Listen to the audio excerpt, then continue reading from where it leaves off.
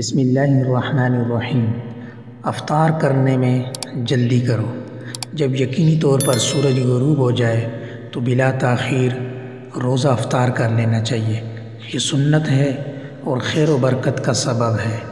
محض وہم اور شبہ کی بنا پر تاخیر کرنا درست نہیں ہے۔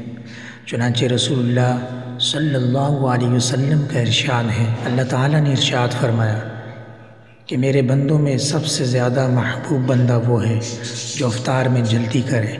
افطار میں اتنی جلدی نہ کرے کہ غروب سے پہلے افطار ہو جائے۔ اگر اس گمان میں افطار کر لیا کہ سورج غروب ہو گیا لیکن بعد میں معلوم ہوا کہ غروب سے پہلے افطار ہوا ہے تو روزہ فاسد ہو جائے گا، قضا ضروری ہوگی، کفارہ نہیں ہوگا۔ رسول اللہ صلی اللہ علیہ وسلم نے ارشاد فرمایا، جب رات آ جائے اور دن چلا جائے یعنی سورج غروب ہو جائے تو افطار کا وقت ہو گیا۔